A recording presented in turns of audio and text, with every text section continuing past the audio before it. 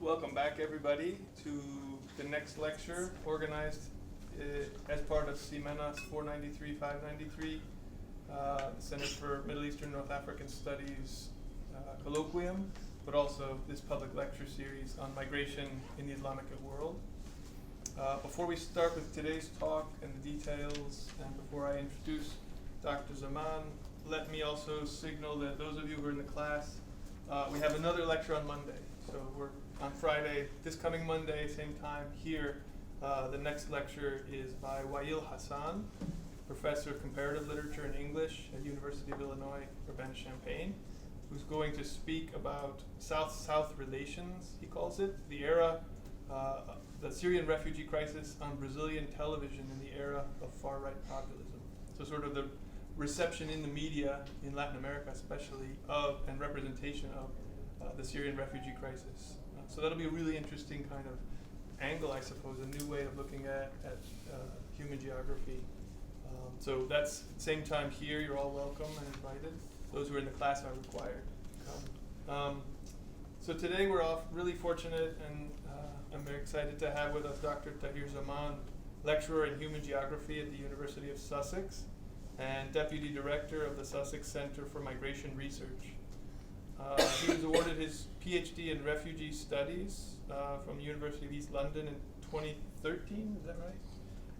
And in 2016-17, if I read right, he was a senior teaching fellow at the School of Oriental and African Studies, University of London.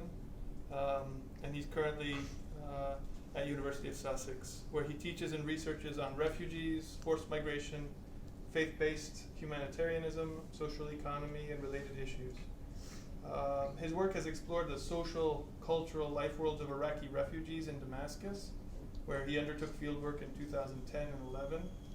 And he also engages critically with the limits and opportunities of faith-based humanitarianism, which is more his current work.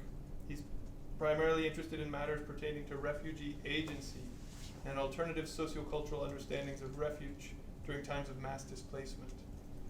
He's the author of Islamic Traditions of Refuge and the Crises of Iraq and Syria from Palgrave Macmillan in 2016. And he had, which is a really fantastic book, I recommend to all of you to read all the way through. He's also co-edited Voices from the Jungle, Stories from the Calais Refugee Camp, which was co-edited with a number of people in 2017 and came out with Pluto Press. He's also the author of various articles and chapters on these topics: displacement, refugee, resettlement, camps, and other pressing issues on human migration today. And his current research interest focuses on the intersections of displacement, humanitarianism, and social economy. Today he'll speak to us about the rights of neighborliness, decolonizing responses to mass displacement. So please join me in welcoming Dr. Tahir Zaman.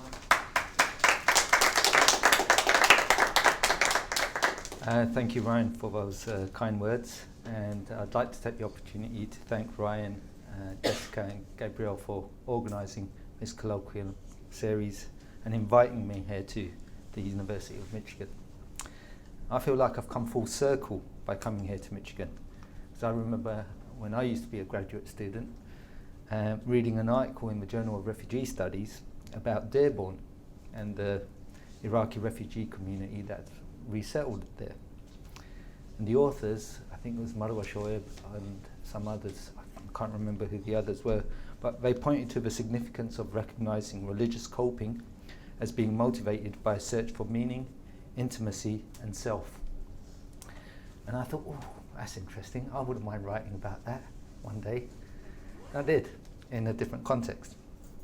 And that's what I'll be talking about today, largely about my monograph that was based on fieldwork for my PhD, carried out working with Iraqi refugees between March 2010 and August 2011 in Damascus, Syria, what has now become a pivotal turning point in the contemporary history of the region. I visited Damascus once again for a few weeks in November 2011, and I'll also be touching on 3 months of fieldwork that I did in Gaziantep, Turkey, in the autumn of 2013, by which time Syrian displacement was rapidly increasing. And I did that partly because, it's quite a hard sell to a publisher to say Syria is a place of refuge when there's, a war breaking out in the country. So I wanted to see what the, continuities in a way were between the Iraqi displacement crisis in Syria and the nascent Syrian displacement. And also I'll be touching on some more recent work that I've done with refugee squats in Athens, Greece in 2016. The data from my research is largely qualitative and comprised primarily of life history interviews with refugee participants. I also supplemented it with semi-structured interviews with key informants working for faith-based NGOs and community organisations, and of course with my ethnographic field notes. But before I talk about my research, I think it's worth about my findings, I think it's worth pausing here and reflecting on my initial research questions as a wet behind the ears PhD student. And these are the kinds of questions. I dug out an old draft of my research proposal, right? And these were the kinds of questions that I had in mind. I won't read them out, it's not important. As you can see, there's something of an emphasis on institutional sacred spaces, primarily the mosque, in the particular the potential and the possibilities it held out as a community space. And this was in large part framed by my own lived understandings of how religious, racial and ethnic identities had coalesced in London and developed into something of a supra-identity of Muslim in response to the structural and visceral racism of the 1980s and 1990s. And I was also unconvinced by the notion that religion was something that people turned to. Such a reading, I believed, asserted that understandings and approaches to sacred are material only once secular responses had been exhausted. By the time I was ready to leave for fieldwork, my understandings of concept categories such as religion and the sacred were still being worked out. On the one hand, I had grown up socialized in a South Asian understanding in the context of, as I said, being very aware of how religious identities were racialized. On the other hand, I'd been reading up on the anthropology and sociology of religion and critiques thereof, largely written by middle-aged, middle-class white men. So I thought I'm not quite sure about all of this. So I kind of settled on a lived understanding of religion, paying attention to what people do rather than thinking about religion as identity or representations of religion. And this ambiguity towards the concept category of religion was also mirrored in how understandings of refugeehood often finds people talking at cross purposes.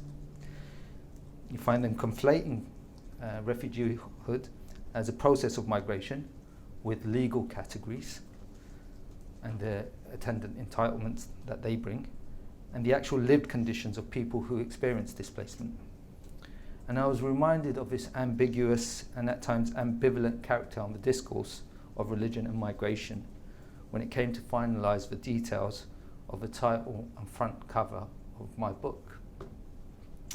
So my publishers, in their wisdom, were trying to convince me that the title we ended up with, Islamic Traditions of Refugee and Crisis of Iraq and Syria, a mouthful, was a good one. I had something more poetic in mind, I told them. The Noble Sanctuary, and that's in reference to the two cities, the two holy cities of Islam, Mecca and Medina. They told me, that's not Googleable. I told them, that's not really a word. They refused to blink, and of course they won that battle. I did, however, get to choose the cover of the book, but again, not before they had the chance once again to remind me that particular understandings of concept category of religion and refugee are dominant, privileging a specific perspective of the world that itself is anchored in European histories, ways of knowing, being and doing in the world. So this was what the cover photograph of publishers had originally chosen the book, was telling in itself for how people not familiar with debates in refugee studies understand who the refugee is and her location. As you can see, they gave me a choice of dusty encampment settings. Now, that would have been perfectly fine. I would have been okay with that if my work had been on Al-Tanf, which is on the border of Iraq and Syria, and looks something like that. But as I said, I, along with my participants, were all in Damascus, and that's about as urbane a city as you can get.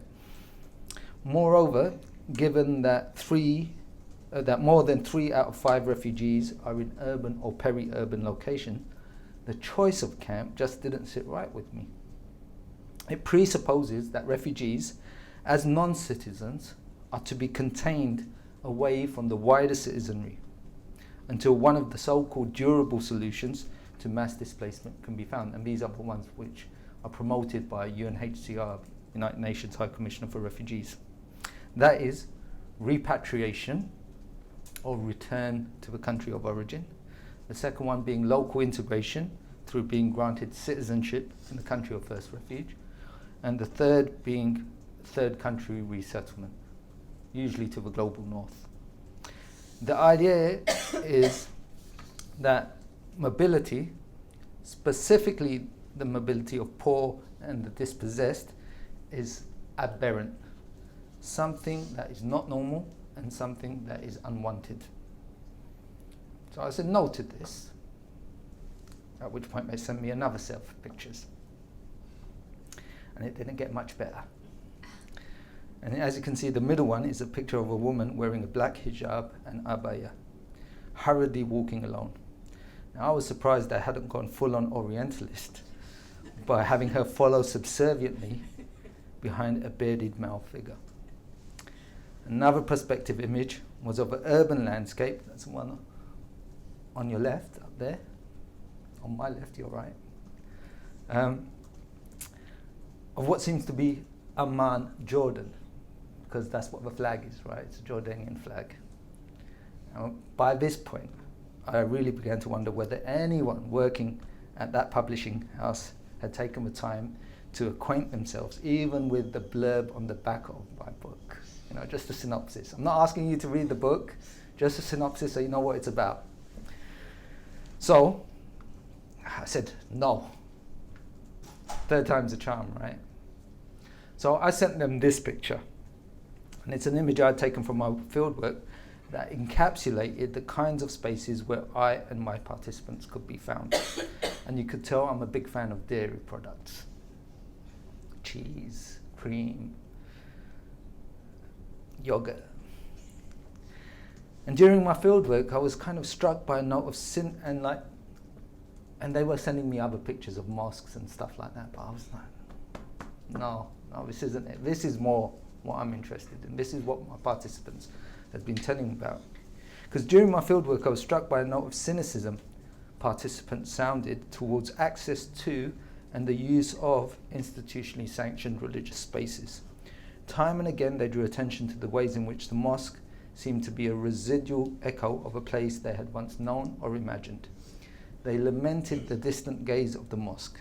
It was neither a space for which they held a common responsibility to care and maintain, nor was it the hub from which news of kin, neighbours and friends ebbed and flowed. The apparent indisposition and reluctance of mosque spaces to engage directly with the challenges faced by refugees in Damascus in 2011 was itself a direct corollary of Assad regime's attempt to assert control over the production of religious knowledge and bodies. And this translated into what was perceived as near indifference on the part of religious institutions to the plight of Iraqi refugees. As one participant succinctly put it, the only thing we ever hear from the mosque is the adhan, the call to prayer. Now, thankfully, scholarship has over the past couple of decades become sensitive to how embodied practices and religious traditions are structured by societal concerns and in so doing, contribute to the cultivation of an ethical self. And here I'm thinking of a work of Talal Asad and Saba Mahmoud. What has largely been absent from discussions on religion and society is the idea of the ethical self as a relational subject, one that the religious studies scholar Constance Fury describes as being imbricated and, I quote, enacted through sustained affiliations and intense encounters. This need for intense encounter to realize the ethical self in relation to others was echoed by the director of a Palestinian Iraqi community association who I worked with in Damascus, the Rabta al-Palestiniya al-Iraq. I'll refer to it as the Rabta from here on in. And this is Abul Hassan, the director. And I'll read it out for you. Syria doesn't allow mosques to play a role. It's restricted. It's not just Syria, other countries also, Jordan, Iraq. They all limit what the mosque can do. You can go and pray it. As soon as you're finished, the doors close and that's it. There are centers for the memorizing of the Quran. The role is limited. If the mosque played the role like the ones churches do, for instance, the UN goes and puts people in churches. So there comes a connection between the people and the churches. There starts to be some dealings between them. And this is good from the church's perspective and its image, as the people start to say, you see how good the church is and how they show compassion towards us? So it's a kind of preaching. He thinks there's some sort of proselytization going on here, right? In my opinion, if the mosque was left to play its true role, then it would make it easier on society. I mean, young people nowadays are faced with dangers of drug addiction, there's bad behavior. I mean, there needs to be a fairer distribution, and he's talking about the way in which resources are distributed in the humanitarian field. So it became increasingly, so in a sense, the Rabta took on the role that Abul Hassan had imagined for the mosque. And it became increasingly clear to me that the nurturing of a relational self was instead forced to seek out and forge alternative home-like spaces, producing a distinct geography of both the exile and the sacred. So this preliminary research finding led me to consider how understandings of religion could be located in more everyday parochial spaces, spaces that in of themselves may not be designated as sacred, but are nonetheless imbued with religious significance. The lack of interest by institutional religious actors has been a recurring theme in my investigations into the intersection of religion and forced migration. In refugee-led community centres, such as the Rabta al-Palestiniya al-Iraq, popular memories of the migrant other evoke embedded religious narratives for Jiwār, a right for which I describe as a right of neighborliness tied to expectations of entitlement to protection and assistance. And we can talk about what those specific traditions of Jiwār are in the Q&A perhaps. In articulating a right of neighborliness, refugee and migrant others in fact demand a right to the neighborhood. In so doing, they interrogate both the poetics and politics of so-called sacred spaces. So, besides, this is what they gave to me at the end. And I thought, well, that's actually quite pretty. Okay, I can live with that. And importantly for me, it just showed an everyday scene. Okay, it's a little bit romanticized. It's the market in Aleppo, right? And fair enough, all right. You know, they want to sell the book after all. But it's an everyday scene. So, besides having a pretty cover, I believe my book holds intrinsic value to emerging debates in the fields of religious studies and migration studies, which hitherto had received little attention, not least by offering a postcolonial and decolonial critique of hegemonic understandings of both refugeehood and of religion. My work looks to go beyond a Eurocentric understanding of matters pertaining to refuge protection and assistance and understandings of the sacred.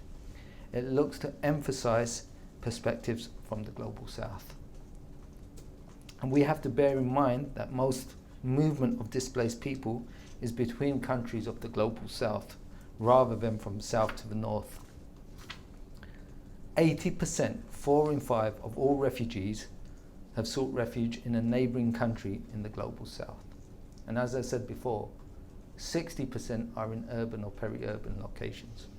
So given that the majority of refugees are in densely populated urban settings in the global south, we have to consider how they move through the city. And here the lived neighbourhood scale becomes important. The cartographies of togetherness under discussion today are etched upon other existing mappings and trajectories.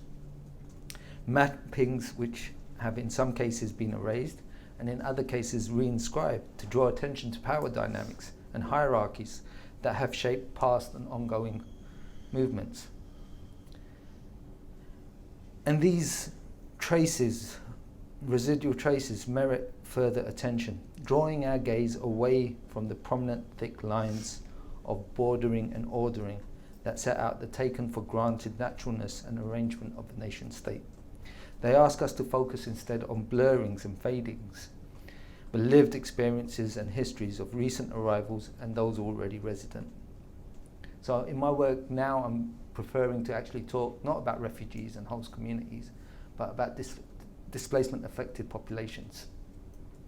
Because oftentimes these population centres are at the peripheries of states, and people are on both sides, whether they're host, so-called host or guest, struggling to access resources. So in such neighbourhoods, alternative understandings, ways of knowing, being and doing are uncovered, discovered and stubbornly retained despite the context generative power of a nation state in producing practices and understandings of locality. And here I'm referring to the work of Arjun Appadurai, who speaks about locality and how it's produced and the role of the state in shaping those localities. And this attunes us to the presence of what the human geographer Tariq Jazil, drawing on the work of Raymond Williams, calls a sacred modernity, or structures of feeling in everyday life and in modernity, wherein religious traditions and historical resonances, and I quote here, are made palpably and affectively present for and by the subject. And I'll give you an example of this. This is Mu'tasim. Mu'tasim was again someone who used to attend the Rabta. He's again Palestinian from Iraq. And Mu'tasim says, if you speak to someone who's fairly comfortable in Syria, has work and a home, he doesn't give Europe a second thought. Do you know why? He tells you that he can go to the mosque and pray at his convenience. He can hear the adhan, the call to prayer as a Muslim. When it's Ramadan, he feels that it actually is Ramadan, and the same for Eid. In Europe, and by the way, Mu'tasim's never been to Europe, in Europe you can't feel that it's Ramadan, Eid or any other occasion. Isn't this something that affects a person? A Muslim is affected by such things. So Mu'tasim's reference to affects and emotion brought on by being located within what Charles Hirschkin calls Islamic soundscapes is significant. It reminds us that space is not only produced visually, something that we in Europe and America, global north generally, privilege, but perhaps just as important is the auricular dimension of space. That is, as Jazil says, made palpably and affectively present for and by the subject. To feel that it's Ramadan is to hear the call of a Musahar charged with waking the faithful from their slumber before dawn, with the sounds of his drum and the call, Om Ya Naim Wahid al-Daim. Get up, O you who sleep, and remember the one who is eternal. It is also to hear a hush descend onto the city as the time to break the fast approaches, the silence broken by the call to prayer. Islamic tradition pays high regard to the auricular. The Quran literally means that which is recited, and therefore requires somebody to listen. The adhan, the call to prayer, demands the faithful respond by offering prayers at fixed times throughout the day. So I think about Jiwār as a Muslim structure of feeling. It's right of neighborliness. You know, it's affect, you know, as much as anything which is material. I also engaged with the work of a cultural geographer. I didn't mention middle-aged, middle-class white men earlier. Thomas Tweed being one of them. And his use of spatial metaphors of crossing and dwelling as being central to understanding what religions do. I came across this definition and I thought, oh, interesting, you know. Religions are confluences of organic cultural flows, right? So it's like fluid. It's not just one religion. It's religions. It's plurality. Intensify joy, confront suffering by drawing on human, superhuman. He's covering all his bases here. And this is what really caught my eye. To make homes and cross boundaries. And I was struck by the blindness of this definition to the questions of dispossession and displacement. Namely, the challenges faced by refugees for whom meaningfully being able to make home and everything that is concomitant to that, as Mu'tasim said, having a home, being able to work, accessing healthcare, access to provision of education for children, being welcomed into the neighborhoods where they reside, all of that is all incredibly difficult if you're a refugee.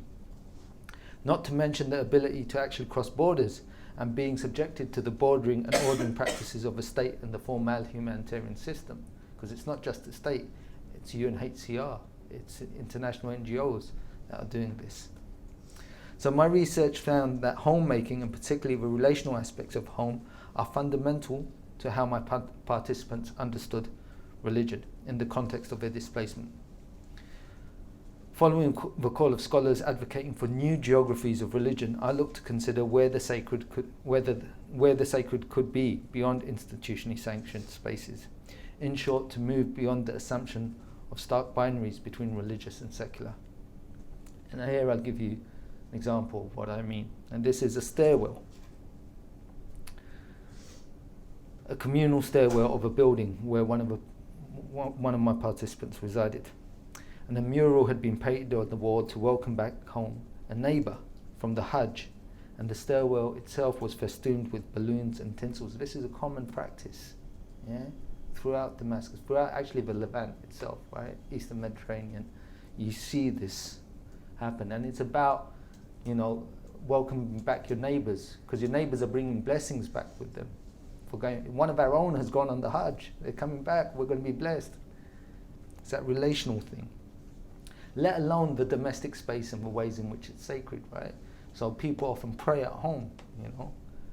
For women, in Islam, the gendered practices of Islam mean that it's not incumbent upon them to go to the mosque. They can if they want, but they can pray at home. People do pray at home. They have prayer mats strewn around the house.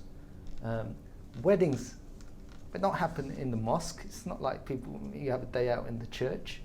You know, they do it at home. Katab al-kitab, just sign the book. You know, it's a sacred space. Here's another one. This is a home-like space.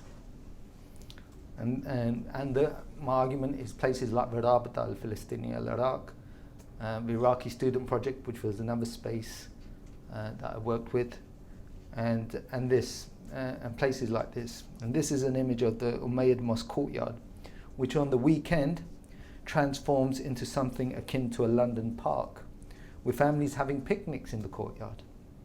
Little children imitating their heroes from FC Barcelona and Real Madrid. Inside, in between prayer times, the mundane and monotonous sound of middle-aged men snoring reverberates around the mosque as they catch up on an afternoon snooze while escaping the heat. One participant described visiting the mosque as a great migration to peace. Now that's subjective, that's his kind of view on it, right? But the important thing here is, like, you know, when refugees are living in very cramped kind of conditions in cities, yeah, you know, you don't have backyards that you can play in and so on. You need other spaces, especially if you have large families and very compressed kind of domestic spaces. So they get out, they create these other home-like spaces. And importantly, a third home-like space can be found in the familiarity afforded by the city. And even in spaces like the service or the minibus. And by the way, you guys in Michigan, you can do with this, man, because it's like a nightmare getting between places here, right? But this is a favored mode of affordable transport in Damascus. And even here, the air is thick with religious significance. From the religiously defined gender propriety rules that demand that as money is passed to the driver, it is taken from the hands of the opposite sex with the utmost care. You don't touch each other's hands. It's very carefully passed along. As the service fills up, you may be asked, as a man, to move to the front to sit with the driver to make space for another female passenger. While seated at the front, you may have to listen to a religious education broadcast from a public radio station. You've got no choice in the matter. But luckily the driver, or unluckily, it depends which way you're inclined, the driver may then tire and turn on the frenetic electronic pulses of dabke music, only to switch it off again as he passes by the mosque. That's disrespectful, from which the call to prayer can be heard. And your attention at this point may wander to the dashboard, right? Where there lies a pocket-sized Quran in a dust jacket, you know, to protect safe journeys and all of that. Next to which are the paraphernalia particular to the service driver. Neon-lit heart shapes, furry dice, a sticker in Halloween font that pleads rather ambiguously, "No, my friend." Again, next to this is a sticker of the Shahada, La ilaha illallah, there is no God but God. It's time now for you to get off. And you ask the driver to drop you off on the right, adding a word of thanks, as zakatak. Literally, may it be zakat for you. Yeah? And zakat is the alms that people pay on their wealth, 2.5%. I think one of your Democratic candidates is proposing something like that, right?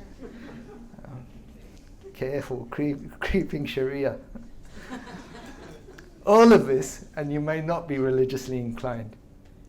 For Iraqi refugees, rather than being socially disarticulated in the language of development practitioners when speaking of displaced people, or having the fear of not knowing how to go on, and that's an expression from Zygmunt Bauman's work.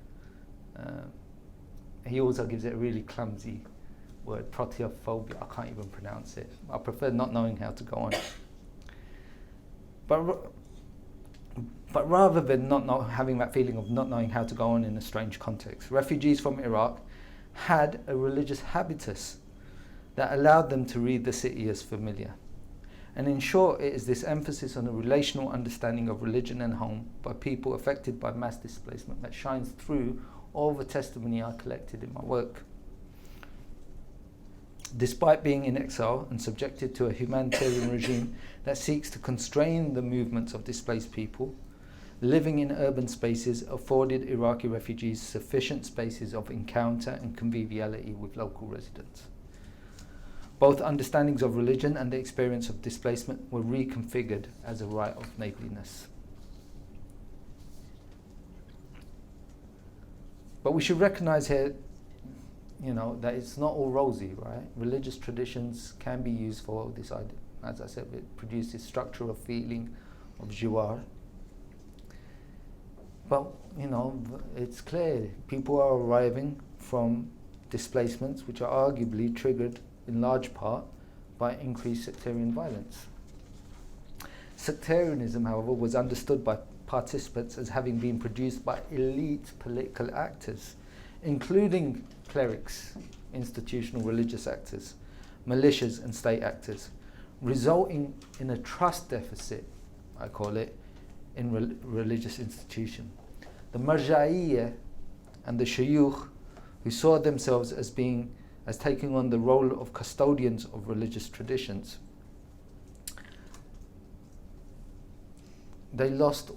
people lost trust in these actors. And this is Adnan, And again, like, he's about 50 years old, and he was an engineer, but he'd kind of found spaces of conviviality by doing work around, like you have all this mother of pearl and woodwork kind of stuff that happens in that part of the world. He was very good at that, so he used to frequent the guys in the souk who used to produce this, and he'd sell things to them and just go and have tea and things. But anyhow, Adnan was talking to me and he said, these people are Zoran, thugs. I mean, the clerics who work to control religion. What have they ever done for Islam? What have they ever done for Islamic society? What problems have they ever fixed in society? What is their role? Yesterday we were talking. If you go to the church, you find help. The church provides for you, but the mosque takes from you. This might be politically intentional. This is possible.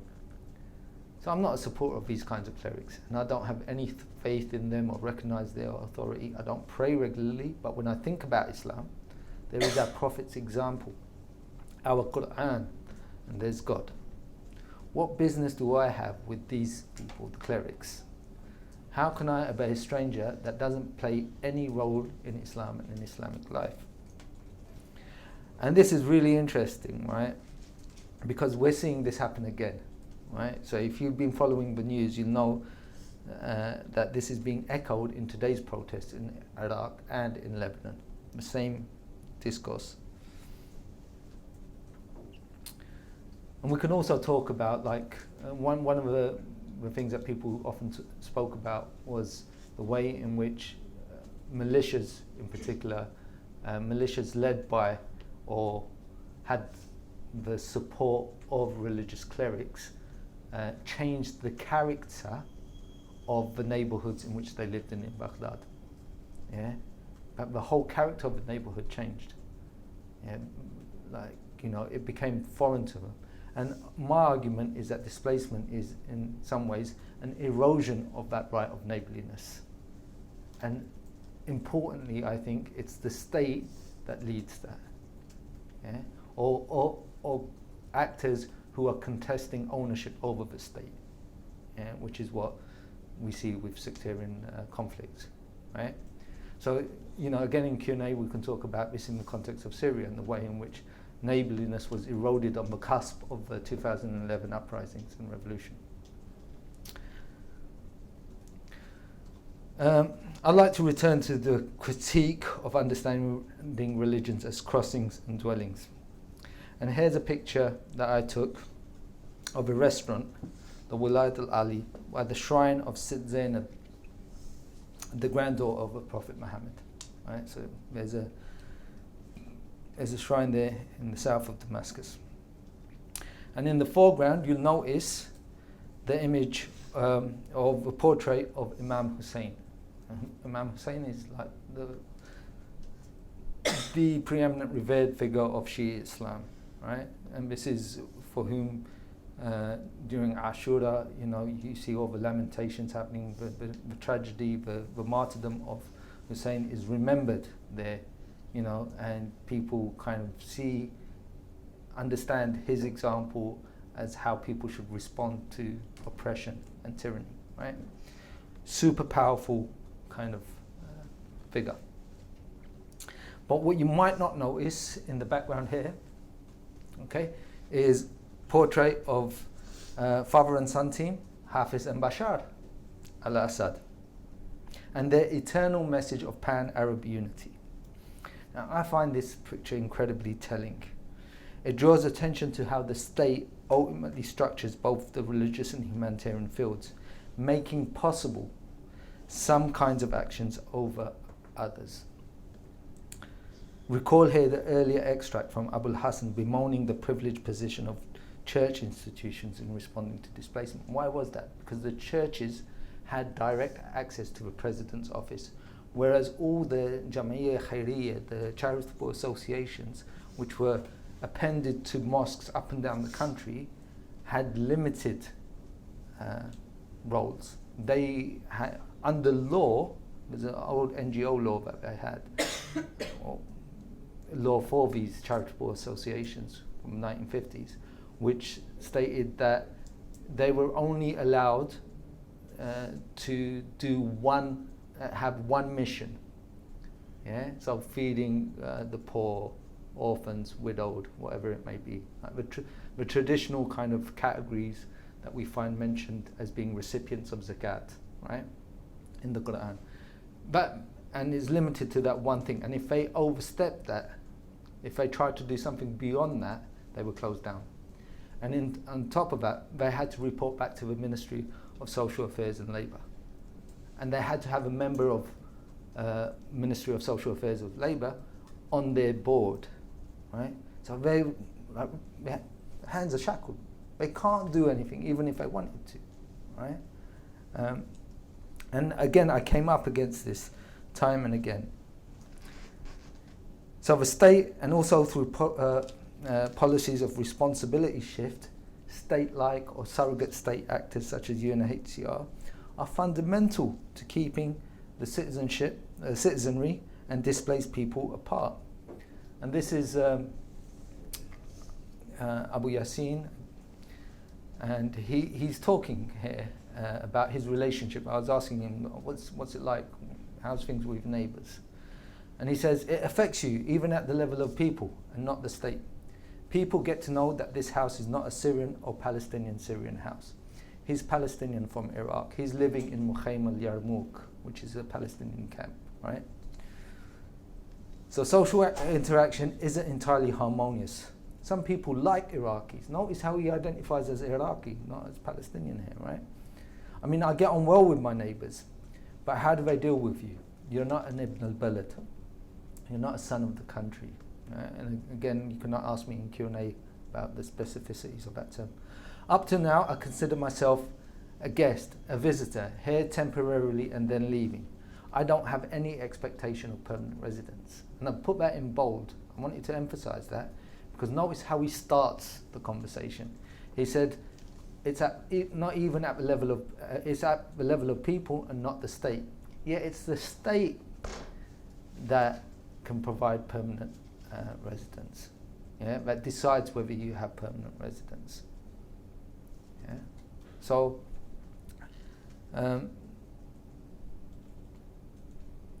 there's constraints on homemaking, as I said. So refugee-led community development responses, such as the Rabta, are integral to opening up spaces of everyday neighbourly interactions. And here's a few quotes. This is Mesa. It says, any person who is foreign, a migrant or refugee needs a place which can be a centre for meeting with other people, just so that they can find out what happened to other people from their community.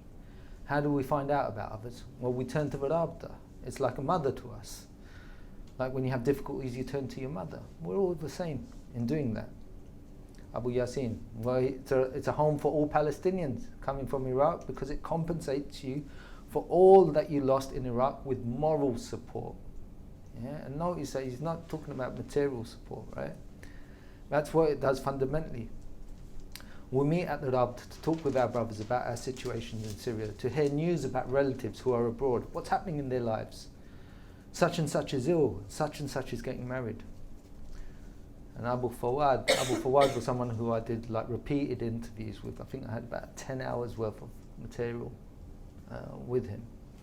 He says every problem that a Palestinian Iraqi is faced with on a daily basis at the family level, not at the state level of UNHCR or NARWA, but at the level of family.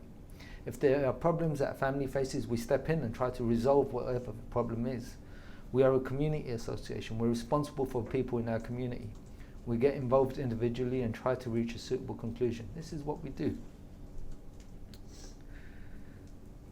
So these home-like spaces emphasize, as I said, relational aspects of home, wherein protection and security is found within ties of fictive and actual kinship, rather than with international NGOs and agencies.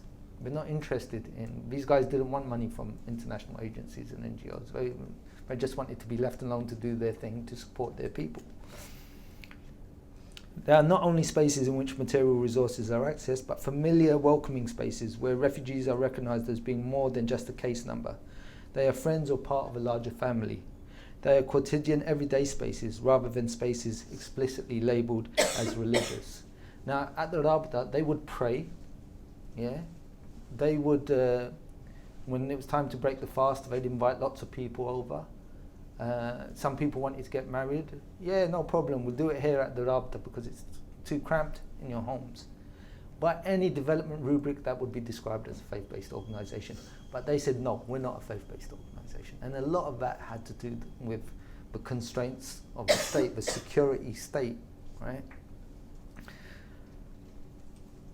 So these are quotidian spaces, as I said, rather than spaces explicitly labelled as religious, in which the potential to facilitate and maintain relationships with both guests and host communities is nurtured. There are convivial spaces where recognition as well as contestation and conflict can take place. And it's in such spaces that a vernacular anchored in an ethic of neighbourliness produces these cartographies of togetherness. So the blurring of kinship rights and obligations with neighbourly ties is commonplace. In her work on gender and neighbourhood space in Istanbul, Amy Mills describes how frequently neighbourly visits punctuate the rhythm of the day, stretching, linking and blurring boundaries between the insides of home to the streets on which homes are located. And it's through this idiom of fictive relationships, expectations of a set of moral or ethical practices is recalled in dealing with strangers to produce a learned grammar of sociability. This we find in everyday colloquialisms, liberally sprinkled in the languages of West Asia and the Eastern Mediterranean. Kolay gelsin in Turkish, Ya'tik al-afiyah in Arabic, Khasta nabashi in Farsi.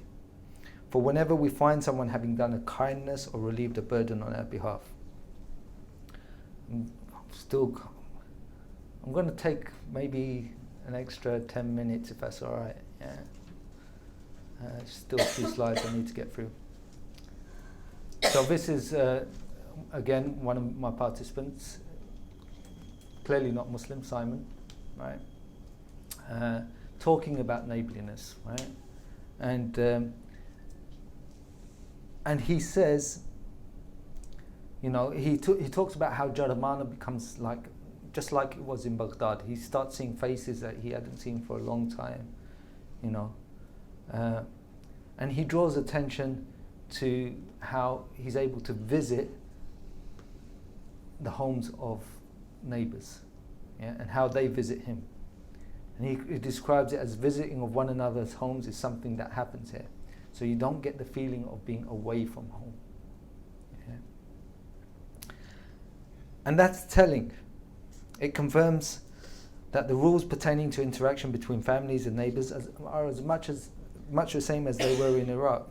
And it draws attention once more to the idea that homes are more than mere habitats. Habitats are transformed into homes through their connectedness with other people and families. Homes are relational spaces. So there's none of this social disarticulation that the development literature is fond of.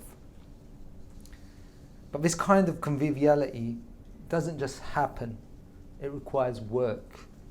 Spaces for convivial and neighbourly relations have to be produced. Amanda Wise and Greg Noble, geographers working on conviviality, alert us to the understandings of a spatio-temporality of convivial relations that rest as much, as they say, on material environments as they do on interpersonal and social relations. And it is this dynamic interaction between people and their environment where space is organised and reorganised that determines the logic of connection or discrimination. So if social space is produced, again, this is another quote from Haytham, who I met in Urfa, which is a town, city on the Turkish-Syrian border, and he says the same thing, exactly the same thing, right? You know, he describes this as proper relations. You know, it's not just something superficial; it's meaningful, right? So, if social space is produced and begins with bodies in relation to one another, then we must accept that the spaces of religion are, in the words of Kim Knott, a geographer of religion, overlapping, coexistent, and in parallel with other spaces. Internally in tension, being made up of multiple contested, real, and imagined sites and relations. And one such location is the field of humanitarianism. This is where you see a lot of these contradictions and ambiguities. And it's here that we find the sedentarist imperative of the nation state. And this is what Lisa Malky, the anthropologist, her work is Purity in Exile, I think it was called, where she looked at Burundi refugees in Tanzania. And she talks about a sedentarist metaphysics, and I found that word, her choice of word, metaphysics, telling, because usually we associate that with religions, right? But what she's talking about is a principal ordering of things. So this is something which is this sedentarist imperative of nation state is nearly invisible. It's deeply moral, sinking peoples and cultures into national souls. People have to be put into place, you know, echoing the words of Hannah Arendt, you know, in The Origins of Totalitarianism, where she said, you know, we were made to be the scum of the earth, and everywhere we went, we were received as the scum of the earth. That's because you work within the nation-state system that only privileges the citizen. The citizen is there only in reference to the migrant other, right? Who has no rights in this case. So we find time and again, and you can see this is a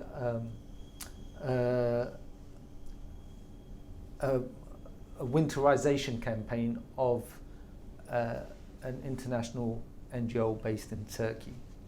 The organization is called İHA, which sounds quite nefarious, but it just means İnsan Hak ve Hürriyetleri ve İnsan Yardım Vakfı, the Foundation for Human Rights, Freedoms and Humanitarian Relief. Right? Very close relationships with Recep Tayyip Erdogan's AKP, the Development and Justice Party, an Islamist party, right? So this is a Muslim faith-based organization, a huge, powerful one, right? And look at their representation of refugeehood. And what do you see? I'm trying to be interactive here, right? What do we see? We see, oh God. I was going to say the characterization between the Turkish, it's more, they kind of make them look a little more westernized, especially in the dress. And there's obviously... Is that Orientalism, yeah? Yeah, there's like stratification also. She's kneeling, like... It The looks passive, vulnerable, dependent. Yeah, the refugees are made to be seen as these miserables, or like someone like just like that you have to dote over, and not that kind of deprives them of their humanity at some sort of level, because you see them as lesser, completely, someone to condescend to, I guess, and not as we use that word. And you can see it, woman and child.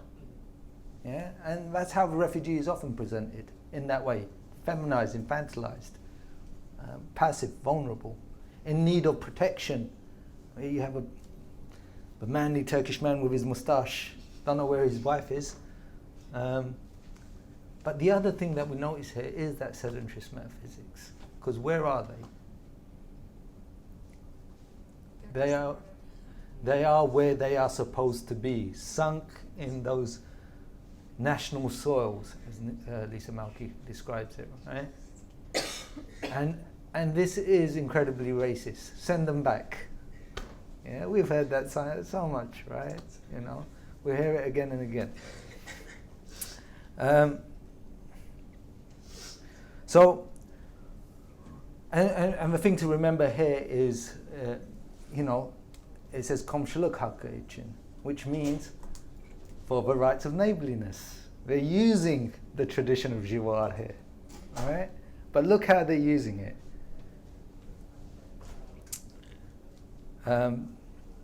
So this perspective comes up against the possibilities that religious traditions provide for other ways of knowing, being and doing it in the world.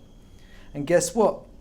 The nation state itself, a fundamental cornerstone of capitalism, coloniality and modernity, wins.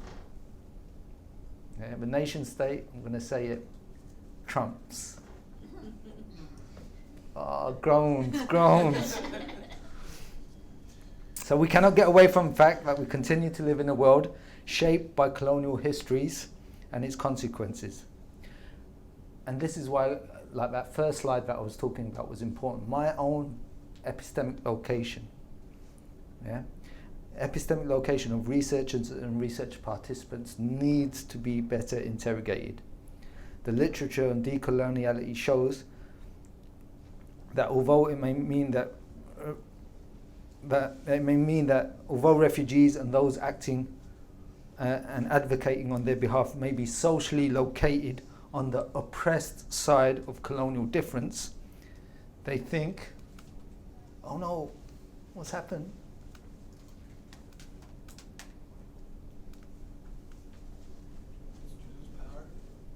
Oh, it's come back. I was just getting into it, man. On the oppressed side of colonial difference, they may think epistemically like the ones on the dominant positions, right? So in this case, there are real tensions that disrupt the possibilities and potentials of Jiwār. Tensions between the powerful sedentarist,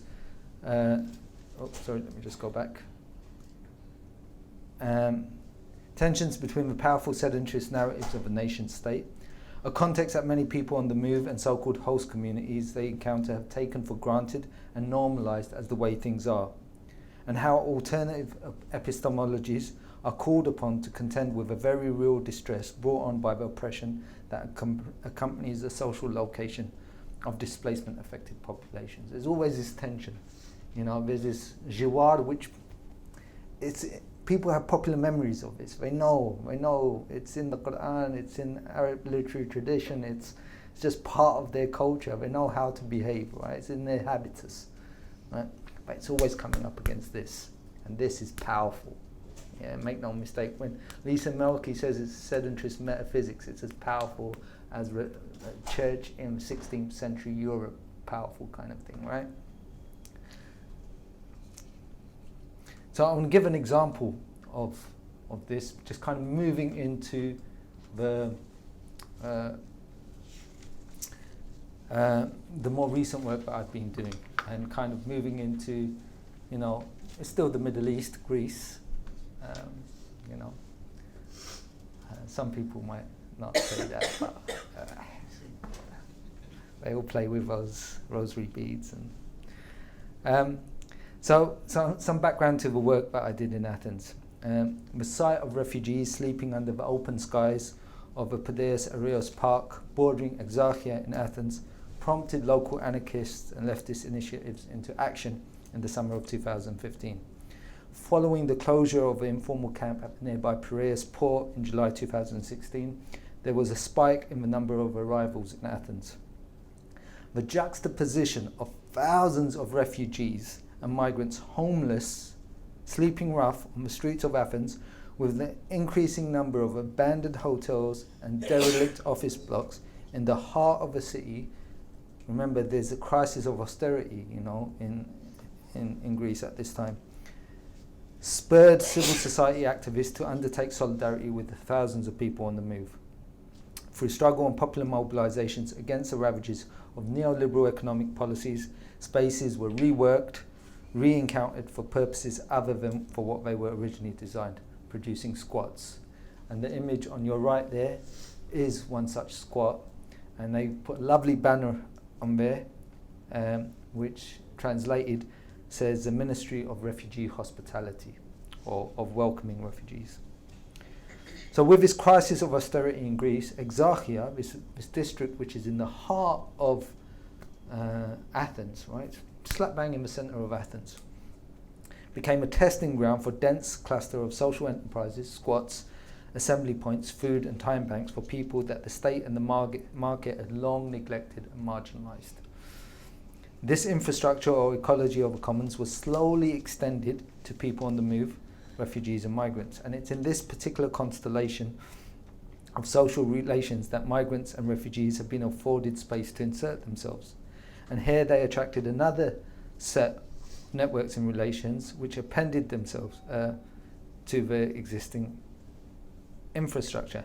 Most notable amongst those relations were with actors in informal humanitarian spaces. And a lot of this was kind of like informal humanitarians being anarchists, autonomists, radical feminists, and so on, right? And although some of the squats were labelled as the Syrian Solidarity House Initiative, the name was not one which was used by residents, but by Greek activists, who had initially helped the refugees to occupy abandoned and derelict buildings. For Arabic-speaking residents of the refugee squats in Exarchia, the word squat was clumsily translated and referred to by some activists as ihtilalat, or occupations. An irony not entirely lost on Palestinians and Iraqi residents who actually had lived with the consequences of military occupations. And they preferred to use the English-made Arabic plural squatat instead. Now, this untranslatability of the word squat is apposite, I think, in that it draws attention to the challenge of recognizing on their own terms the informal circuits of association comprising urban lives that have been relocated from the global south to the north. And here we find ways of knowing, being and doing from outside of Western perspectives and experiences coming up against a European city. And it's useful here to think about how untranslatability, along with mistranslation, can open up discussion on what the literary theorist Emily Apter, in her book Against World Literature, calls ethical, cosmological and theological dimensions of worldliness, to provide a theoretical fulcrum through which to challenge Anglophone hegemony over knowledge production in the social sciences. The notion of untranslatability alerts us to and emphasizes post-colonial difference and how experiences and lived understandings of migrants are often flattened out to make sense for and from European perspectives, right? And this was something that I found time and again happening. So the Islamic resonance of Jiwār was never fully recognized by the radical activists, the autonomists, the radical feminists and so on, supporting the squats, who simply saw it as an expression of solidarity itself from a particular tradition, right? As one British Muslim volunteer, and this is the epistemic sort of location that we have to think about, right? Who was working to provide humanitarian assistance to people on the move, remarked to me while discussing solidarity at the squats, "You won't find no religion here." And I was struck by that, that sentence that stuck with me. Because what then to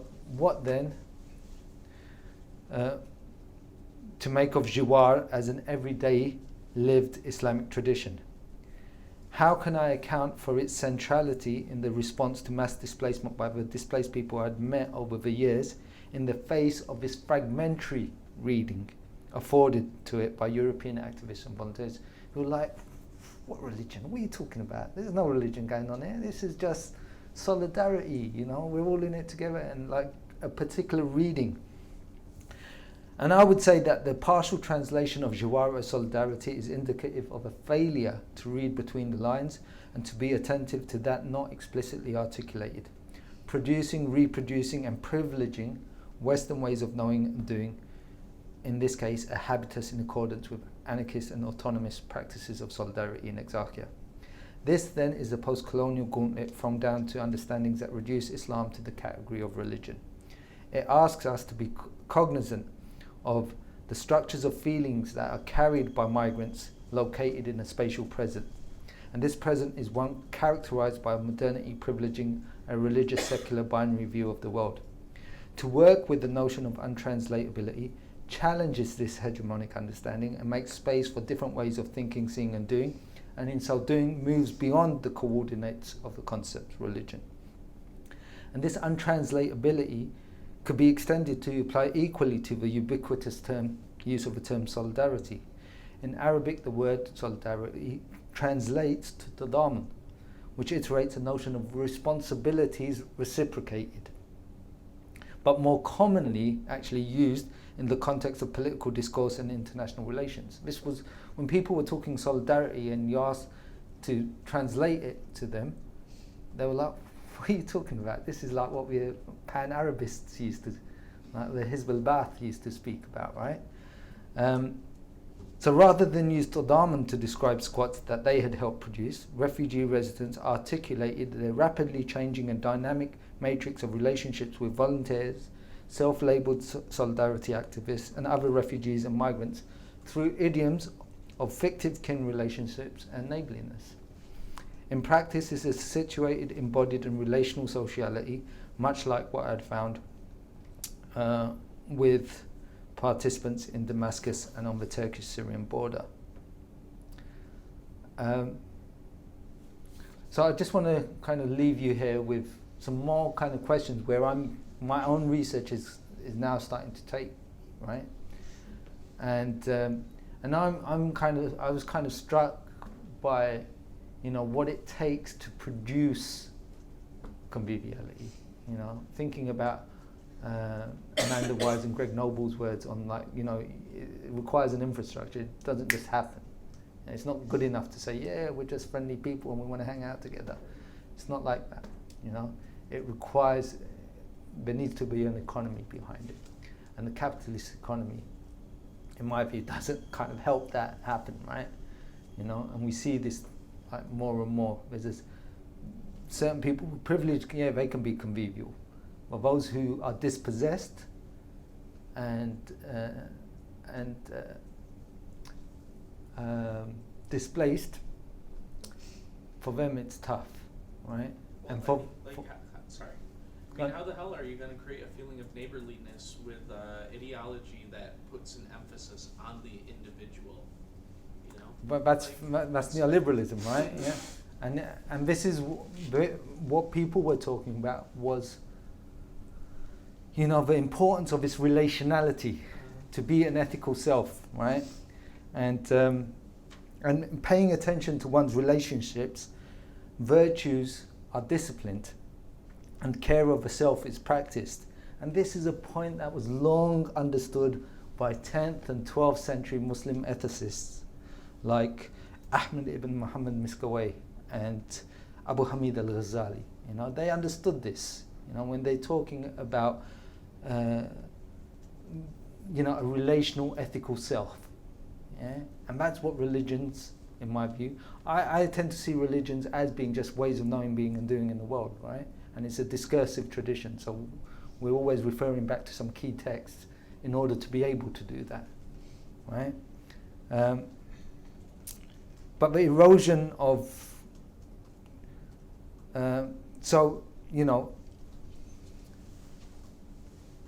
this moves away from, like, as you said, an atomistic reading of the self, one that is self-sufficient, autonomous, and that serves to create what Frantz Fanon described, an idea of a society of individuals where each person shuts himself up in his own subjectivity. Instead, it opens avenues for understanding how the self emerges as inherently vulnerable, fragile, and dependent on others in situations of constraint.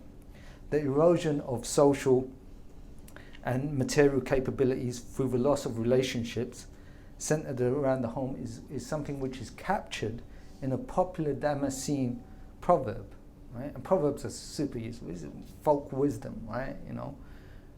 Warning of the fate that lies in store for one who is forced to leave her home or his home. They say in Damascus, "Yali biyitla min daru al-mikdaru," which means the one who leaves his home lessens his worth. And that worth is not just economic, that's relational. Yeah. So I'll finish there because I think I've gone on for a little bit too long. But thank you. Oh, thank you.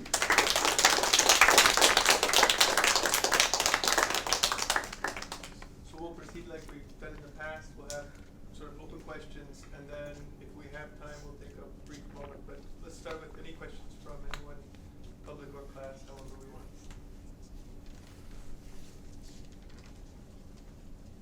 Ask a question. So I lived in Damascus a little bit before you were there. It has different characters or different characteristics by neighborhood. Some vernaculars probably would have a version of solidarity or trade unionism or Baathism in the vernacular. And I take it that your reading of the community you were in, the Sharama neighborhood, didn't have that. It didn't have a tradition of Arab socialism that had been vernacularized. I mean, there's an Arab socialism which, like, I think Lisa Wadeen talks about, you know, how there's an as if kind of approach to the power of the Assad regime, right? You know, as if it's well, not the regime, but for example, like there was a journalists union that was a kind of coffee shop. It was decrepit and it had better days 50 years earlier, but it was called a union. Yeah, okay, you have, but unions in that part of the world are dominated by the state, right? So the state has control over, you know, how those unions kind of operate. And the state itself is a security state, you know.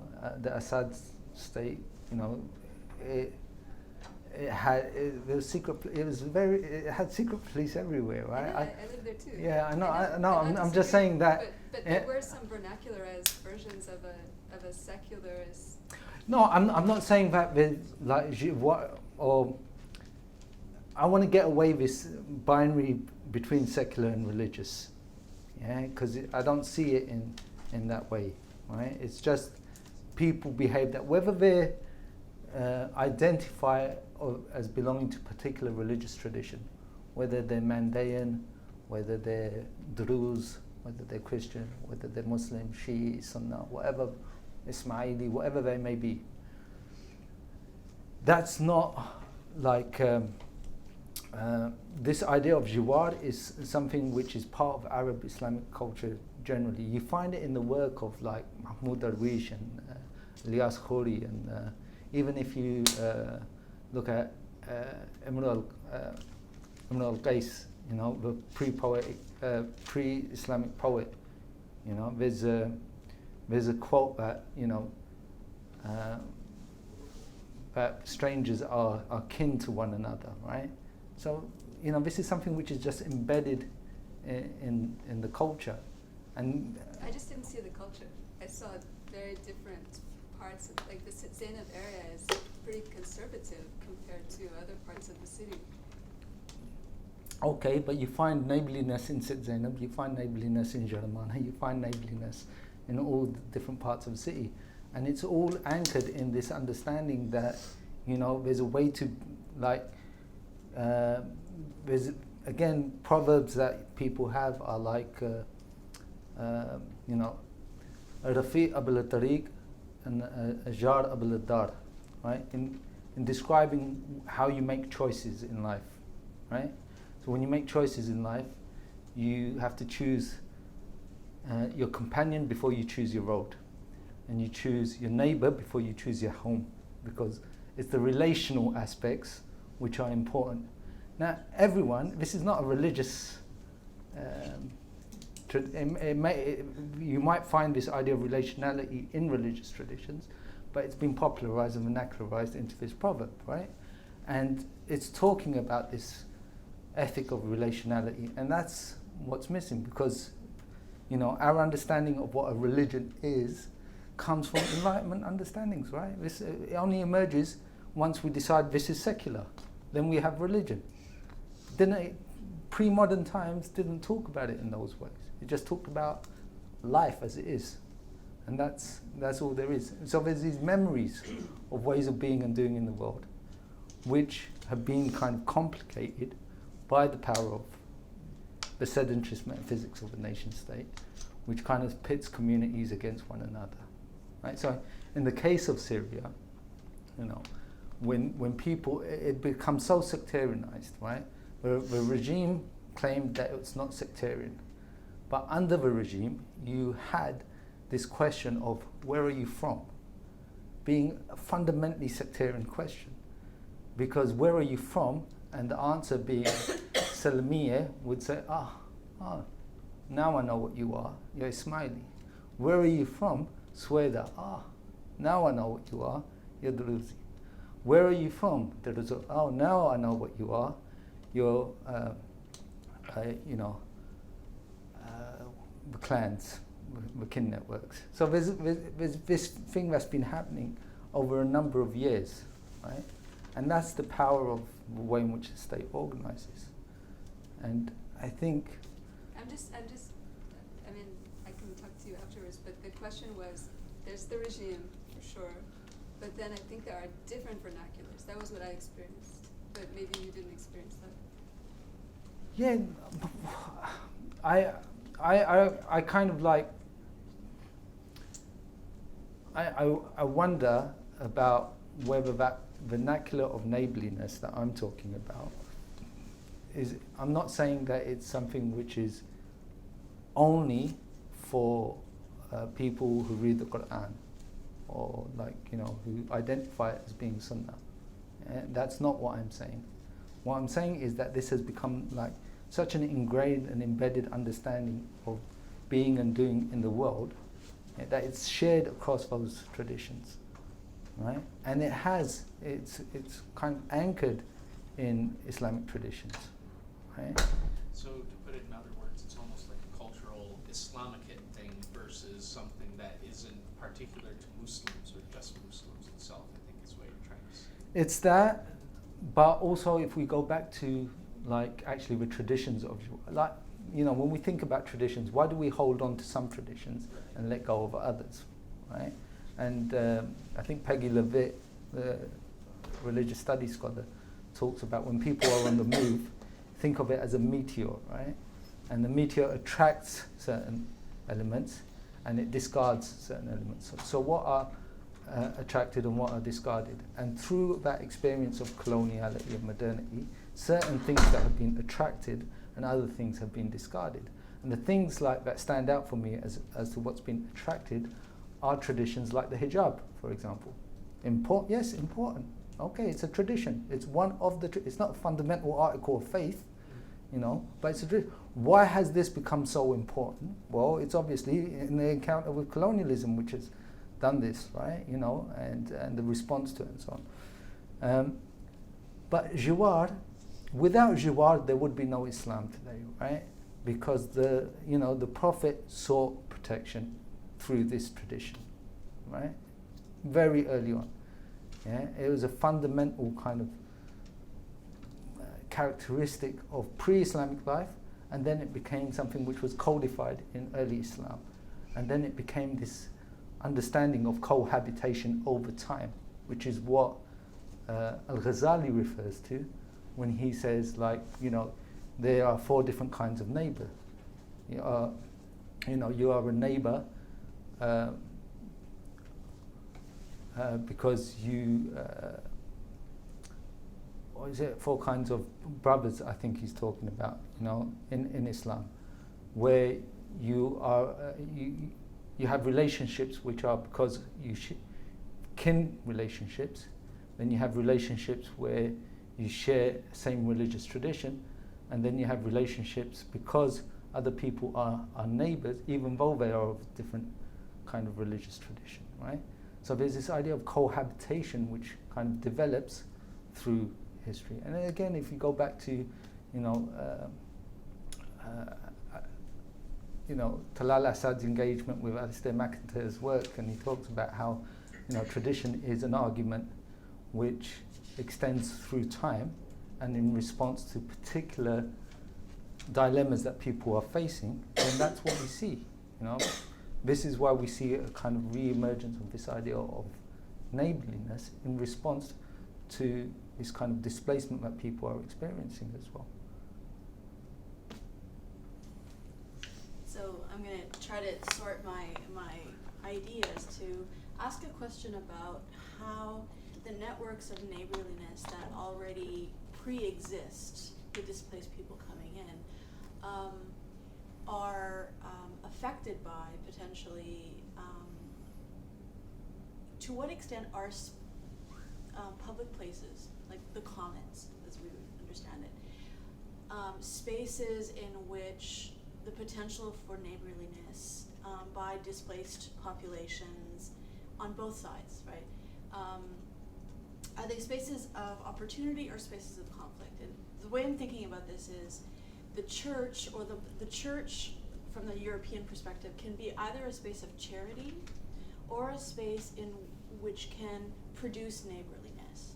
And what I'm hearing you saying about the mosque is that even by the limitation placed on its ability to provide care in the form of charity, it also prohibits it becoming a space in which you can become a neighbor by shared ritual and shared practice, where you would, we idealistically would imagine that to worship together would be a way of beginning to create the possibility of reciprocity in ways that would produce neighborliness. And so by shutting down the mosque in that space, it reduces the possibility of neighborliness. But there are other places that would be secular to the extent of, like, the coffee shop, the market, spaces in which neighborliness, as you described it, is practiced. What happens when how are those places turned into sites of conflict or opportunity when you have people coming in looking for spaces of contact? Is it a space of conflict, or? Yeah, no, I think that's where, like, conviviality is useful, because conviviality captures both, right? You know, because it's like a bottom up as opposed to cosmopolitanism and multiculturalism, which is top down sort of thing. This is just like the lived reality, and the important thing is it's negotiated. Yeah. You know, that's the interesting aspect to it. Did you notice anything about those negotiations, and what happens when a new person shows up at the coffee shop, or what happens when people invade a marketplace? Like, well, I mean, again, this is where, you know, I draw to some degree from Arjuna Appadurai work, where he talks about neighborhood as being an essentially colonizing act, because it changes how things once were.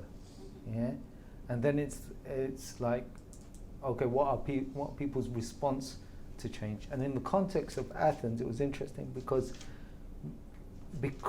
of what they had experienced at the hands of a state, austerity, and we're talking like thousands of people taking their own lives because of austerity, right? And like immiseration on a huge scale, you know, and people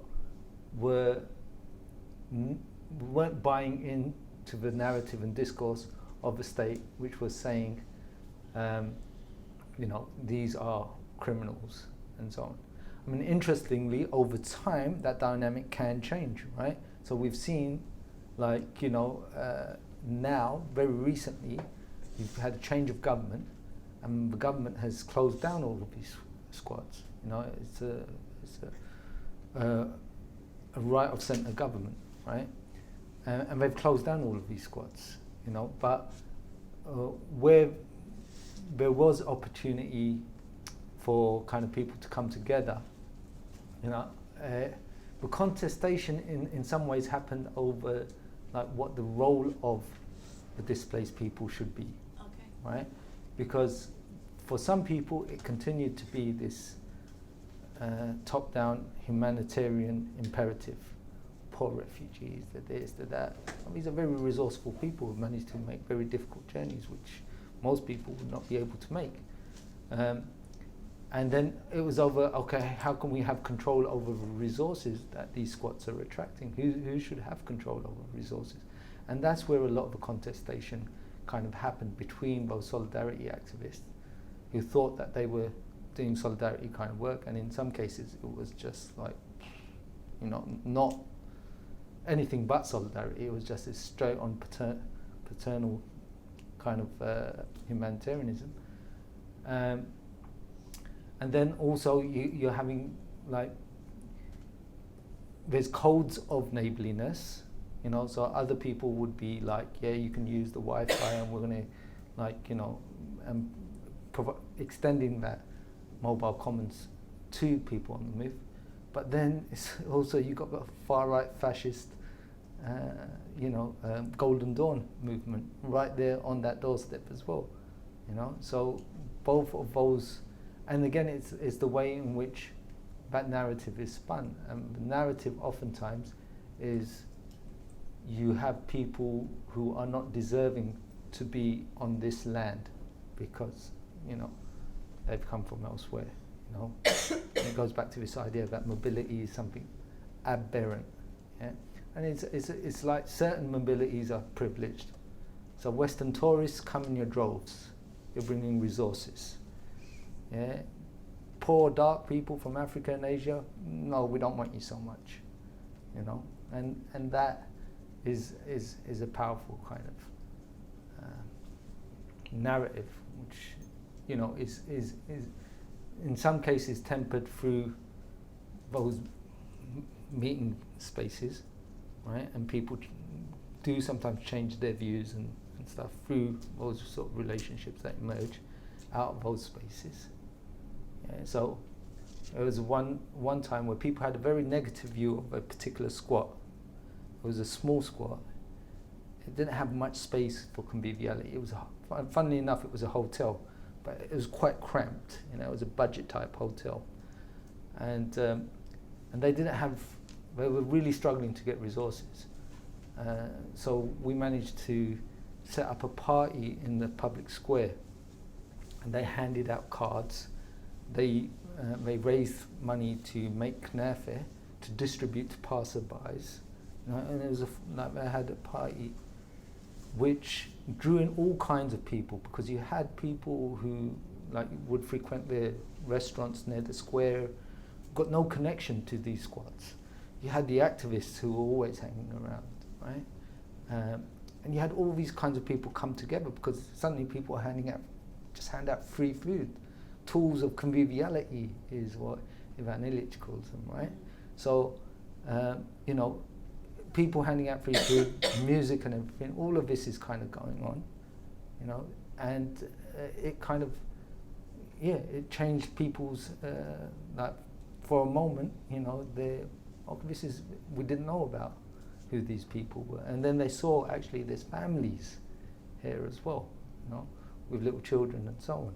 So it kind of changes, you know, the way in which they thought, oh, it's a threat of young men, you know, who are involved in criminality and so on, and that kind of, so these spaces, but where those spaces are kind of under pressure and or policed, and, you know, people aren't allowed to use, then that's where it becomes a bit difficult. Yeah, I had a similar question, but I was wondering if you can expand upon like your research in Turkey as well, in Gaziantep. I was in Istanbul this past summer, and I know that there are especially like these places where neighborliness, or like these kind of more micro communities are being formed by Syrians in different neighborhoods in Istanbul, are actually the most contested spaces. Obviously, you can argue like a lot of this is political influence or political posturing, and what's being said by politicians is different than actually what's going on in the neighborhood level.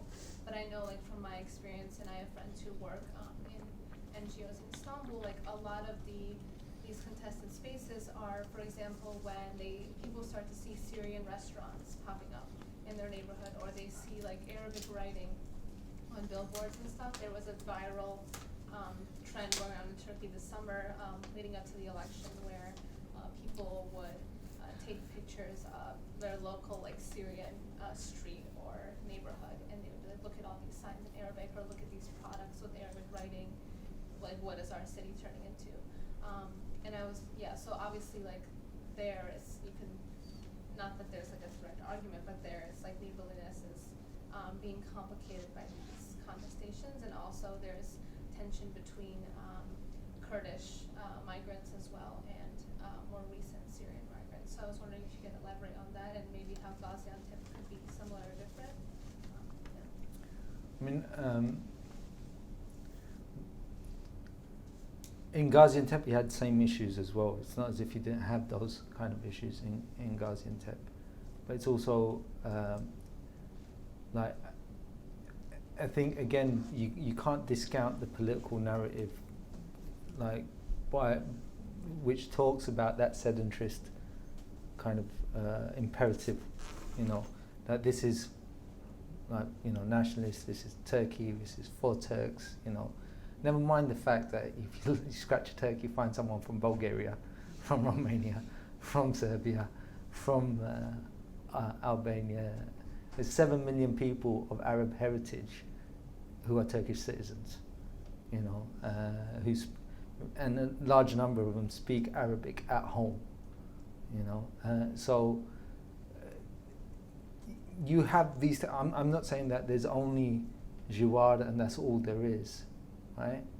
I'm saying that there's a memory of a social and cultural memory of this, which people kind of have a lived approach to understanding what their religious obligations and so on are, right? But at the same time, you have the sedentarist imperative of the state, which, by virtue of what it is, as I said, Lisa Malky refers to it as a metaphysics. It's a principle ordering of things.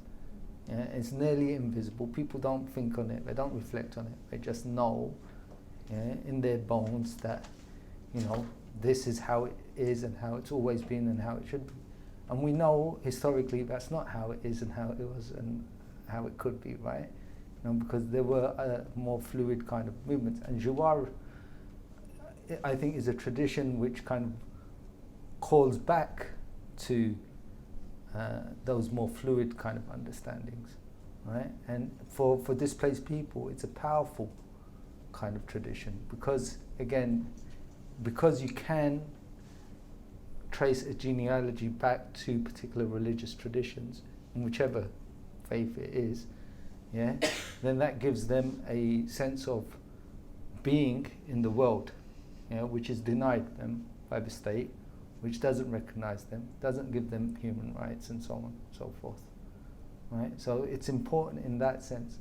But, you'll find both things happening, Equally, there are plenty of kind of initiatives happening in Istanbul. I know lots of friends involved in these sort of initiatives with Turkish, Arabic, come together. It's exchange of food and ideas and so on, like within these smaller communities.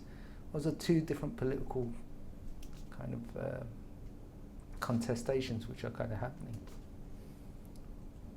So among the most obvious parallels within Islam and the situation that a lot of these refugees face would be the hijra and the exiled Muhammad and his companions. And would you say that that was a common was that story ever used as a coping mechanism for Muslim refugees in these various areas? This feeling in Turkey, right? You have the AKP using the language of Muhajir and Ansar, referring explicitly to that tradition, saying, "Look, we Turks are the Ansar, and these people are the Muhajirs, and we have to do the right thing by it." But ultimately, we see what the Turkish state does with it. It creates a 30-mile buffer zone inside North Syria, displaces one bunch of people to put another bunch of people in there. I mean, non-state actors, like these refugees who, aren't members of the state, do they also refer back to that story much? Or is it just a people, state construction? people recognize that, the Prophet was, who had lived through this experience, right? So they recognize that, we are in the same position.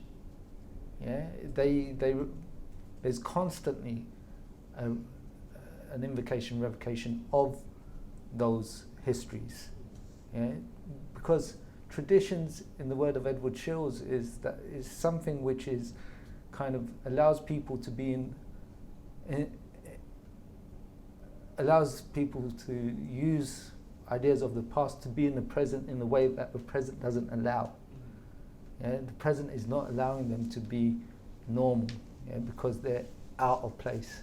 But then they say, look at all these traditions which show that we're not out of place. We are. This is normal.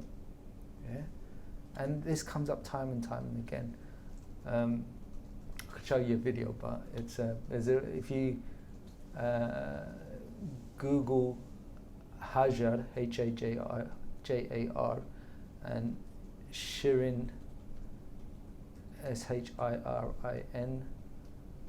I think it's Hamsho, Hamsho. It's a nice little video that a Muslim refugee woman who's now resettled in America reflects on this kind of thing, and she's kind of put it out there on social media and YouTube to kind of explain some of that. But again, like in my book, there's lots of examples of how people are doing this. So there's sort of not quite enough time for a break, so maybe we'll just push on for a few more minutes and then stop a little earlier. Also, sorry for interrupting earlier. I didn't know if that came off as rude. no, it's okay. It's cool. I did ask for interaction, right? So. Yeah, I'm less familiar with the specific concept of Jiwār, but I was wondering if you can go back to this idea of the religious habitus that displaced peoples bring with them to a particular space. And I don't know if you found anything in regards to the significance of being in an urban center in the city and coming into contact with different sectarian groups and different religious traditions or different ethnic groups as affecting that, or as helping people to kind of define their own religious identities in relation to that. I don't know if you had any thoughts on that. Again, with the Iraqi displacement in particular, Syrian less so, because the question of whether it's sectarian in Syria is like, that's debatable, right? It's more class, rural, city kind of dynamic. But in Iraq, because people were displaced largely by these sectarian kind of actions, and which led to, as I said, the erosion of their neighborhoods, where the capabilities of their communities were dismantled by these militias and so on, right? So when they came to Syria, they were escaping that. So they wanted to show an understanding which was a lot more ecumenical anyway, right? So being mixed was, this is what real Iraq is. It's not what it's become in Iraq. So you had that kind of happening. As to what the city kind of afforded, I think that's your question, right? The city generally affords people more opportunities. There's more opportunities for work. There's opportunities to be less visible to the state.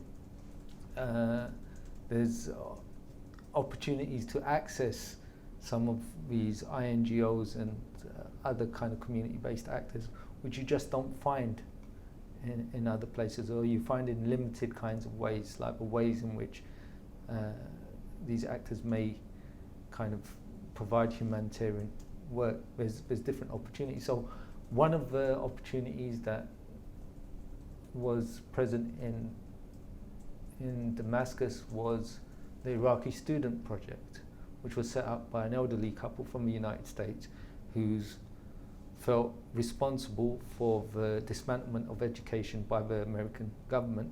So they'd set up a scholarship program with universities in the US for students, and they were training young people up to be able to pass their TOEFL and the university entrance exams and so on. And that those sorts of initiatives you only find it in the city, right? So people would be attracted to the city and be able to move through the city. And as I said, the city itself kind of, people have experiences of living in cities. They don't have experiences of living in camps. Nobody in Iraq was living in a dusty camp settlement.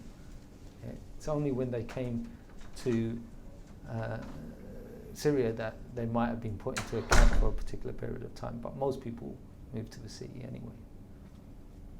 I don't know if the people you interacted with or your observations focused on this, but what impact did the unemployment crisis kind of have on these neighborhoods? Because I know leading up to, especially the Syrian crisis, thousands and thousands of young men especially were unemployed, and so I feel like that would change the dynamic, especially based on the gender neighborhood reading we did before. But I was just wondering if you observed it. In Syria. In Syria, yeah. Okay, so I mean, in Syria you had a number of things happening at the same time, which arguably led up to the uprising and the war, right? And that had to do a lot. In my view, there's an erosion of neighborhood, neighborliness, and so on by the centralized state, right? So if you think about a town like Douma, which is in Rif Dimishq, on the outskirts of Damascus, Douma was like a hub for furniture production and stuff. Like there was industry there, right? And like Syria had a pretty closed economy up until very recently, and then it liberalized its trade with Turkey, ironically enough. And Turkey had this free trade sort of agreement and was starting to send in like much more competitive goods and less traditional, more kind of contemporary kind of styles, which decimated the Douma market, right? The state's responsible for arranging that kind of trade agreement, yeah, and not protecting the economy of Douma. Similarly, in the north of the region, you had mismanagement of water resources, which led to huge internal displacement, especially in Homs and Hama. And again, those two cities were the first to kind of stand up against a centralized state.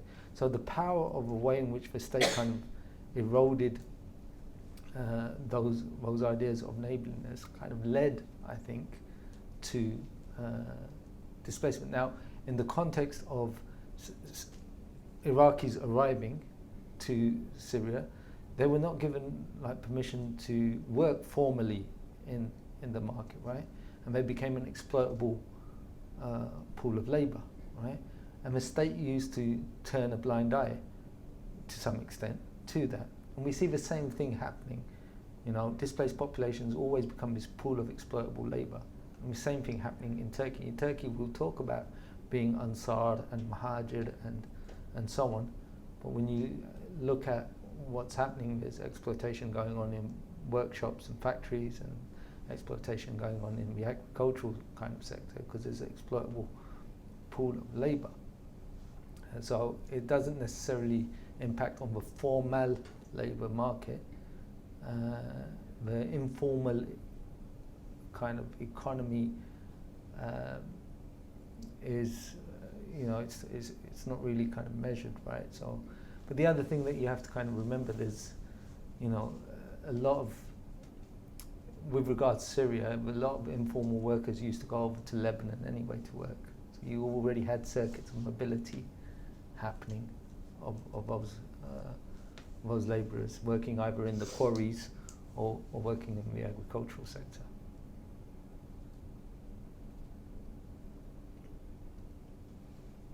I have a question as well. Maybe we'll be the last one if we have enough time. I was thinking about the different bad translations or problems in translation that you pointed towards, not just Jiwār, but also ways of possibly translating Ibn al-Balad or other terms that are sort of capture a whole worldview and not just a specific situation, but really a history and a worldview. And I was thinking first, if you have other sort of ideas in mind of other types of terms related to this argument that can be easily mistranslated and that produce this kind of misunderstanding. But more broadly, just thinking about kind of and this is really a second question, so that's a specific question, but in terms of mistranslation or mutual understanding or misunderstanding, I was thinking about how all of these contexts of the tension between paternalism and kind of this ground up, almost, solidarity is not the right word, obviously, right? The Jiwār will say. It's kind of like limited in time. It can only exist for a certain amount of time before someone has to change. The communities themselves have to become intertwined. You can't maintain people as they were in their home country forever, nor can people remain on the outside of the cultural practices or worldview of the people you invite in.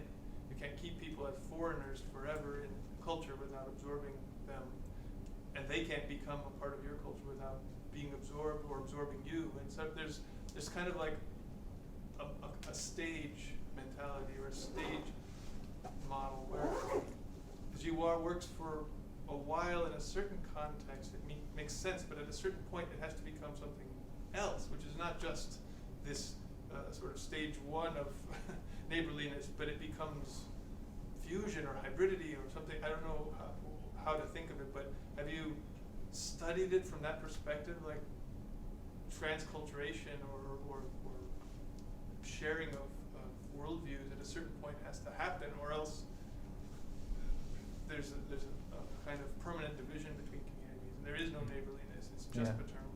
Yeah. You know what I'm saying? Yeah, no, completely. So I'll address that point first, right? So that's why I say the right of neighborliness has to move to a right to neighborhood.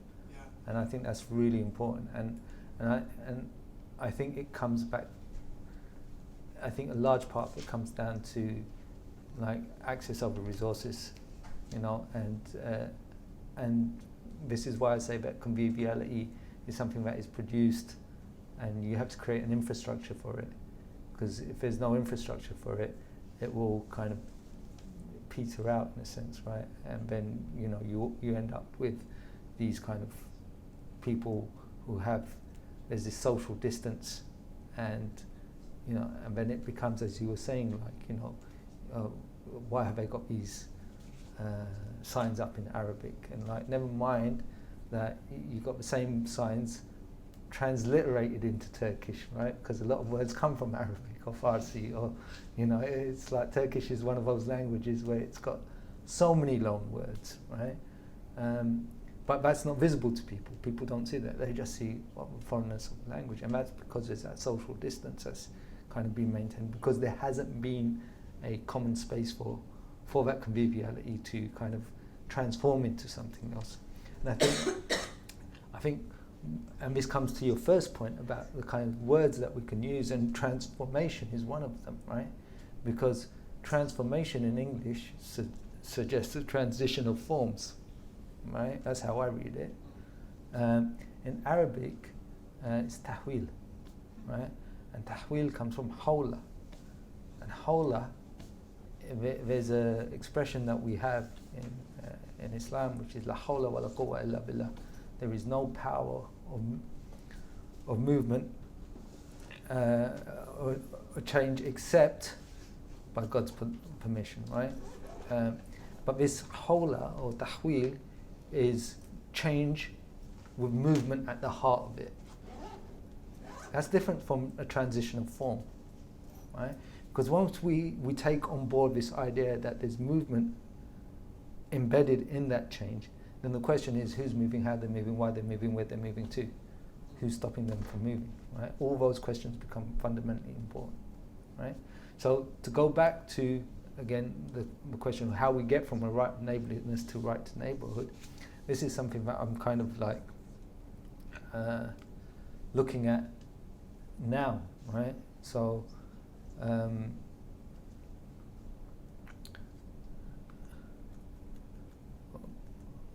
just try and see if I can.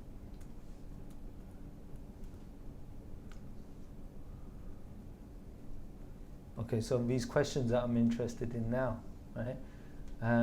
Talk about, how is it negotiated or obstructed, this idea of neighborliness? What are the implications of a rightful neighborliness once you bring in these faith-based and diaspora actors who are somehow neighbors from far, right? Because they're connected. There's still like, it's not just a neighborliness in physical proximity. There's a neighborliness which time-space compression of globalization has created as well, right?